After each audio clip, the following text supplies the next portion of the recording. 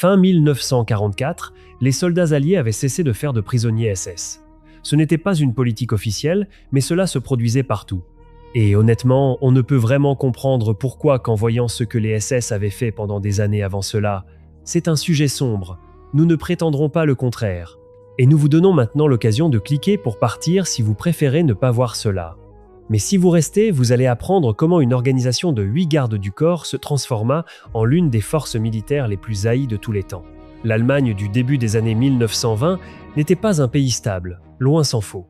La Première Guerre mondiale avait tué 2 millions d'Allemands et blessé 2 millions de plus, soit environ 19% de la population masculine entière.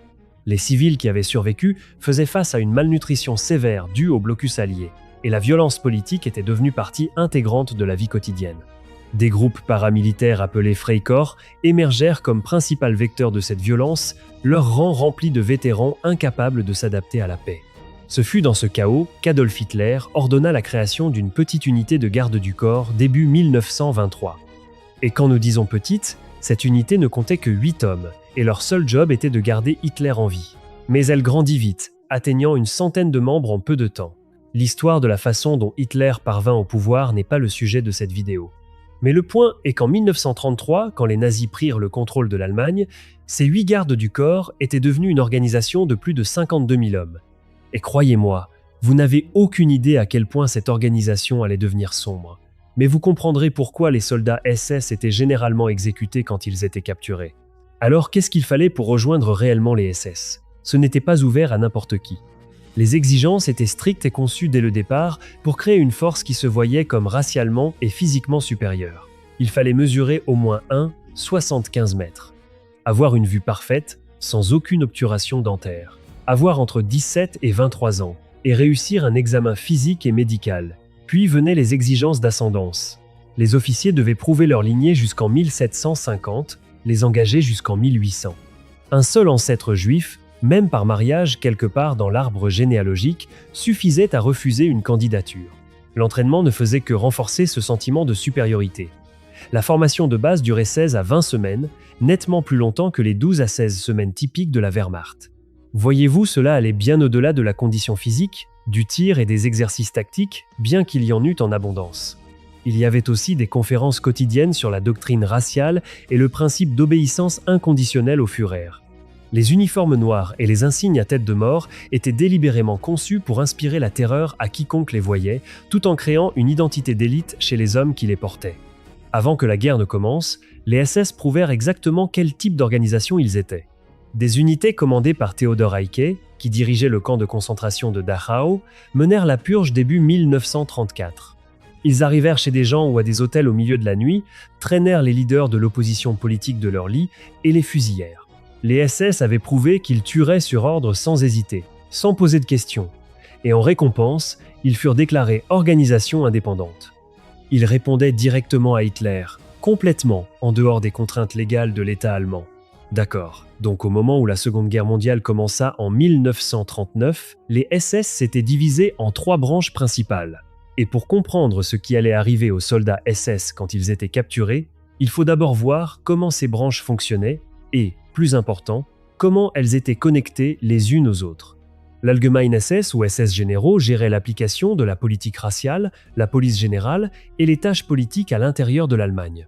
Pensez à eux comme à l'épine dorsale politique et administrative de toute l'organisation. Puis venaient les SS Totenkopfverband, les unités à tête de mort, qui avaient un but très spécifique: construire, gérer et diriger les camps de concentration. C'étaient les gardiens des camps. Ils portaient la tête de mort Totenkopf non seulement sur leur casquette comme les autres SS, mais aussi sur les revers de col, les marquant comme distincts même au sein de l'organisation. L'homme qui les forma fut Theodor Eicke, le même qui mena les assassinats de la nuit des longs couteaux. En tant que commandant de Dachau, il établit ce qui devint connu comme le modèle Dachau, un système de sévérité maximale envers les prisonniers. Il dit à ses gardes de ne jamais montrer la moindre faiblesse, et quiconque manifestait ne serait-ce qu'un peu de sympathie pour les prisonniers était éliminé des rangs. Les gardes devaient assister régulièrement aux punitions parce qu'Eicke disait que cela endurcirait les hommes.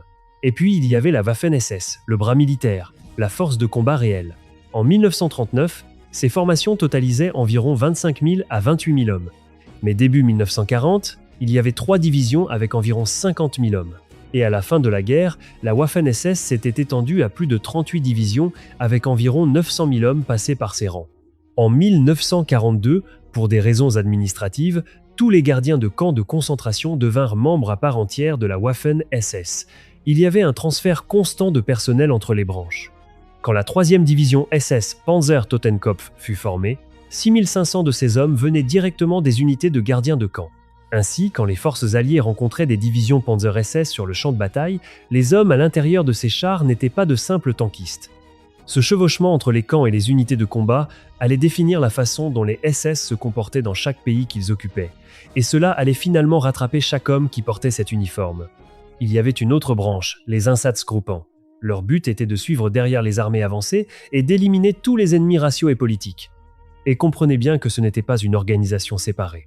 C'étaient les SS, la même organisation qui protégeait Hitler, gérait les camps, alignait des divisions Panzer. Tout était connecté. Et ce qu'ils firent à travers l'Europe occupée bâtit une réputation si terrible que les soldats ennemis finirent par cesser de prendre des prisonniers SS. L'invasion allemande de la Pologne le 1er septembre 1939 n'avait rien d'une guerre conventionnelle. Hitler lui-même dit que la campagne devait être menée avec la plus grande brutalité et sans pitié. Et les SS prirent cet ordre à la lettre. 7 Einsatzgruppen totalisant environ 3000 hommes furent assemblés spécifiquement pour traquer la classe dirigeante polonaise. Avant même que l'invasion ne commence, les SS avaient compilé une liste de 60 000 universitaires, professionnels et intellectuels polonais marqués pour élimination. En moins de 2 mois, les forces allemandes détruisirent plus de 500 villages à travers le pays. Et au printemps 1940, ils avaient exécuté entre 60 000 et 80 000 personnes. Dès le premier jour de l'invasion, des prisonniers de guerre polonais étaient fusillés à plusieurs endroits. Des villages étaient incendiés. Des civils étaient ciblés ville après ville. C'était différent de la façon dont les unités de l'armée régulière combattaient. C'était quelque chose de nouveau, et la Pologne n'était que le début. L'invasion de la France l'année suivante montra qu'un schéma se dessinait, un schéma qui allait bientôt devenir impossible à ignorer. Le 27 mai 1940, le 2e bataillon du Royal Norfolk Régiment britannique se trouva coupé lors de combats contre la 3e division SS Totenkopf. Si vous vous souvenez, c'était la division formée à partir de gardiens de camps de concentration. Les combats avaient été brutaux, et Totenkopf avait payé cher, perdant plus de 600 hommes tués ou blessés. Leur commandant de régiment était parmi les morts. Les 99 soldats britanniques survivants étaient à court de munitions, ils firent donc ce que des soldats dans cette situation sont censés faire. Ils se rendirent sous drapeau blanc. Les prisonniers furent désarmés, fouillés et alignés en 8 rangs dans un champ à côté d'une étable. Vers 14 heures, après que Peiper lui-même eut avancé avec la majeure partie de ses forces, les soldats SS restants ouvrirent le feu sur les prisonniers avec des mitrailleuses. Ensuite, des soldats SS passèrent parmi eux pour achever ceux qui montraient encore des signes de vie. 97 soldats britanniques moururent là. Seulement 2 survécurent en restant immobiles parmi les corps et en faisant les morts. Le lendemain, la 1 division SS fit quelque chose de similaire quand un autre groupe de soldats britanniques se rendit. Environ 100 prisonniers furent forcés d'entrer dans une petite grange, puis les SS y lancèrent des grenades. Entre 80 et 89 furent tués. Le commandant responsable, Wilhelm Mohnke, ne fut jamais jugé pour cela. Il mourut en 2001 à 90 ans. La nouvelle de ces incidents se répandit rapidement dans les canaux militaires britanniques. Les soldats comprirent que se rendre aux SS n'était pas la même chose que se rendre à des unités de l'armée allemande régulière. Mais ce qui se passa en France pâlit en comparaison de ce qui allait suivre à l'Est. Le 22 juin 1941, l'Allemagne lança l'invasion de l'Union soviétique, la plus grande opération militaire de l'histoire humaine. 75% de l'armée allemande entière y participèrent. Mais ce n'était jamais censé être une guerre normale. C'était une guerre d'idéologie et de haine raciale, et l'ennemi devait être détruit sans aucune pitié. 2 ordres émis avant l'invasion le rendaient absolument clair. Le décret Barbarossa qualifiait la campagne de guerre d'extermination. Les soldats allemands ne pouvaient pas être poursuivis pour crimes contre les civils soviétiques. Les civils suspects devaient être abattus sur place. Des villages entiers pouvaient être rasés comme punition collective pour activités partisanes. Puis vint l'ordre des commissaires, stipulant que les officiers politiques soviétiques devaient être exécutés immédiatement à la capture. Ils ne seraient pas traités comme des soldats. Les protections du droit international ne s'appliqueraient pas à eux. Voilà le cadre. Et derrière les armées avancées venaient 4 Einsatzgruppen totalisant environ 3000 hommes, plus des collaborateurs locaux pour mettre tout cela en pratique. Leur tâche était de traquer les Juifs, les commissaires, les membres du Parti communiste, les Roms et essentiellement tous ceux que le Reich considérait comme ennemis. Fin 1941, ces unités avaient tué plus de 500 000 personnes. À la fin de la guerre, ce chiffre atteignit environ 1,5 million. Les soldats soviétiques poussant vers l'ouest dans les dernières années de la guerre découvrirent exactement ce qui s'était passé et ils se souvinrent précisément qui en était responsable. Mais nous y reviendrons. Les SS menèrent aussi ce qu'ils appelaient des opérations anti-partisans à travers le territoire soviétique occupé. En théorie, cela visait les combattants de la résistance. En pratique, cela servait de couverture pour des représailles. Et pour vous donner une idée, dans un cas, après que des partisans eurent tué un seul soldat allemand, les SS tuèrent 872 personnes en représailles, des villages entiers cessèrent d'exister. Quand les forces alliées débarquèrent en Normandie le 6 juin 1944, elles étaient sur le point de goûter à ce qui se passait à l'Est depuis des années. Parmi les unités allemandes envoyées en hâte pour contrer les débarquements se trouvait la 12e division SS Panzer Hitlerjugend, recrutée parmi les anciens de la jeunesse hitlérienne. Les soldats avaient entre 17 et 19 ans, des adolescents de base, mais leurs sous-officiers et officiers étaient des vétérans endurcis qui avaient passé des années au front de l'Est. Et ils apportèrent ces méthodes du front de l'Est avec eux. Dans les jours suivant les débarquements, plus de 150 soldats canadiens furent tués après s'être déjà rendus. La nouvelle se répandit rapidement dans les unités alliées sur le type d'ennemi qu'elles affrontaient maintenant. Seulement 3 jours après le jour J, la 2e division SS Panzer das Reich arriva dans la ville de Tulle. Des résistants français l'avaient brièvement libérée et Das Reich vint la reprendre. Ils rassemblèrent tous les hommes entre 16 et 60 ans, puis en sélectionnèrent certains pour ce qu'ils appelèrent une vengeance exemplaire. Tout l'après-midi, 99 hommes furent publiquement pendus à des réverbères, balcons et ponts, pendant que le reste de la ville était forcé d'assister. Mais ce qui se passa en décembre de cette année franchit une ligne sans retour possible. Le 16 décembre 1944, Hitler lança sa dernière grande offensive à l'ouest, la contre-offensive des Ardennes, qui devint connue sous le nom de bataille des Ardennes. La 1 redivision SS Panzer fut assignée à la poussée nord, et la tête de pont était une unité appelée Kampfgruppe Peiper. Alors que le Kampfgruppe Peiper approchait du carrefour de Bonnier, environ 3 km au sud-est de la ville de Malmedy, ils tombèrent sur un convoi de l'armée américaine. Les Allemands ouvrirent le feu sur les véhicules et environ 130 Américains se rendirent. Les prisonniers furent désarmés, fouillés et alignés en 8 rangs dans un champ de fermiers à côté de la route. Vers 14 heures, après que Peiper lui-même eut avancé avec la majeure partie de ses forces, les troupes SS restantes ouvrirent le feu sur les prisonniers avec des mitrailleuses. Tandis que d'autres véhicules SS passaient dans le champ au cours des heures suivantes, des troupes tirèrent depuis les camions et les chars. 84 prisonniers de guerre américains furent tués dans ce champ. Mais environ 43 Américains survécurent en faisant les morts. Quand les Allemands partirent enfin, les survivants rampèrent jusqu'au bois et rejoignirent les lignes américaines. Et la nouvelle de ce qui s'était passé se répandit à une vitesse extraordinaire. Dès ce même soir, la rumeur que la Waffen-SS exécutait des prisonniers avait atteint les soldats de toute l'armée américaine en Europe. Le 21 décembre 1944, le 328 régiment d'infanterie émit un ordre écrit. Aucun membre SS ou parachutiste ne sera fait prisonnier, mais abattu sur place. De la Pologne à la France, à l'Union soviétique et maintenant aux Américains à Malmedy, chaque atrocité avait ajouté une entrée à un registre qui allait bientôt être présenté à l'encaissement. Et une petite chose que chaque soldat SS avait allé devenir sa propre sentence de mort. Chaque membre de la Waffen-SS recevait un petit tatouage pendant la formation de base. Il était placé sous le bras gauche près de l'aisselle. La marque elle-même ne faisait que 7 mm, indiquant le groupe sanguin en encre noire. La raison était que si un soldat était blessé et inconscient, ou si ses papiers étaient perdus, les médecins pouvaient vérifier son bras et connaître immédiatement son groupe sanguin. C'était une mesure médicale destinée à sauver des vies par des transfusions plus rapides. Mais au fur et à mesure que la guerre se retournait contre l'Allemagne, la nouvelle se répandit sur ce qui arrivait quand les soldats soviétiques découvraient le tatouage sur un prisonnier. Se rendre aux forces soviétiques avec cette marque sous le bras signifiait presque certainement la mort. Et de plus en plus, se rendre aux alliés de l'Ouest n'était guère plus sûr. Les soldats SS tentèrent tout pour s'en débarrasser. Certains brûlèrent la peau avec des cigarettes, d'autres l'excisèrent chirurgicalement. Certains tentèrent une élimination chimique.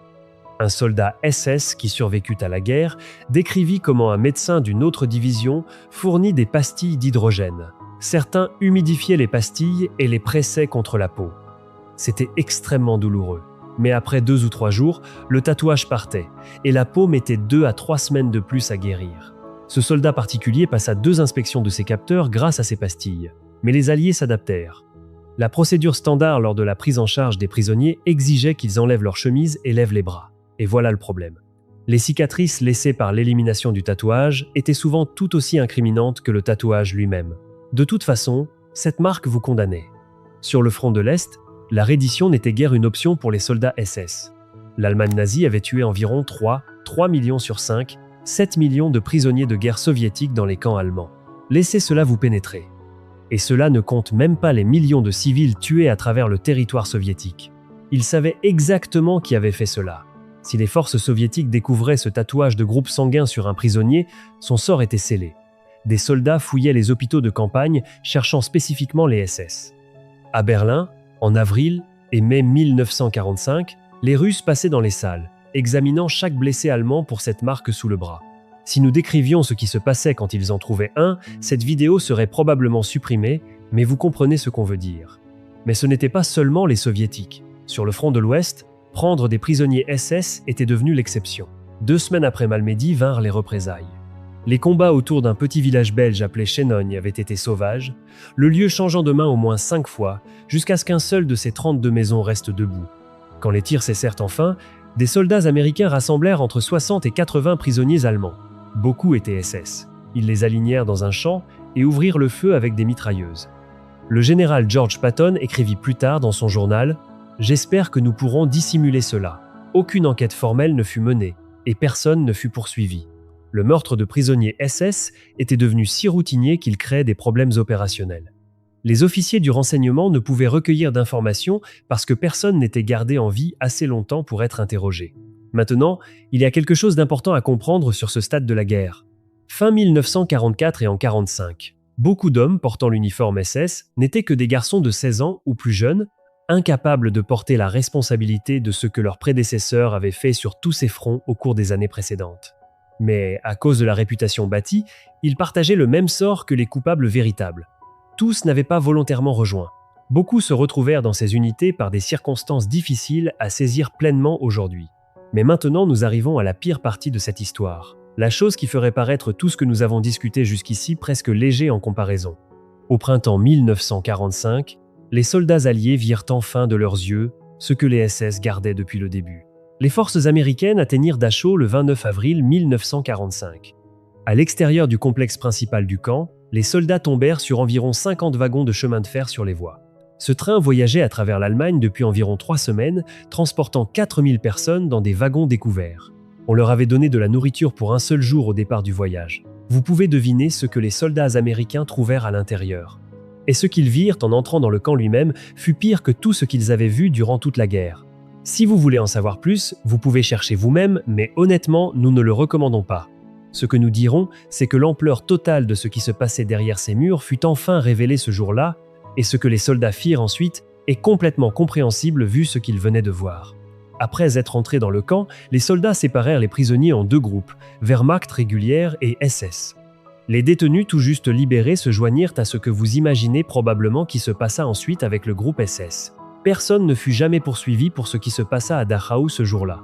À mesure que l'Allemagne s'effondrait, les unités SS avaient une priorité absolue, atteindre les lignes américaines ou britanniques avant que les soviétiques ne les atteignent.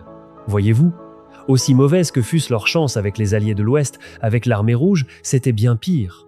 Des divisions SS entières se frayèrent un chemin vers l'Ouest à travers les lignes soviétiques, non pour prolonger la guerre, mais pour trouver quelqu'un d'autre à qui se rendre. Mais atteindre les lignes de l'Ouest ne signifiait pas la sécurité. Ce tatouage de groupe sanguin les suivit en captivité. Chaque prisonnier devait enlever sa chemise et lever les 2 bras. Quiconque trouvé avec un tatouage était mis de côté et transféré à des unités de renseignement spécialisées pour vérification contre les registres SS. Quand le tribunal militaire international déclara les SS organisation criminelle, ce tatouage devint preuve d'appartenance et les hommes qui le portaient étaient automatiquement classés comme délinquants ou grands délinquants. Ils affrontaient des camps de prison, la saisie de leurs biens et la perte de leurs droits civiques. Les procès de Nuremberg condamnèrent des centaines, les condamnant à de la prison, à la perpétuité ou à la mort, avec un taux de condamnation d'environ 73%. Mais beaucoup de ceux condamnés furent libérés quelques années plus tard, et certains des pires ne furent jamais jugés. Ils fuirent en Argentine ou reçurent l'immunité des États-Unis ou de l'Union soviétique en échange des connaissances qu'ils possédaient, comme ce fut le cas pour des scientifiques ayant conduit des expériences trop troublantes pour même les décrire ici. Mais voilà comment nous sommes en tant qu'espèce. Et tout ce qu'on peut faire, c'est espérer que de telles choses ne se reproduisent jamais.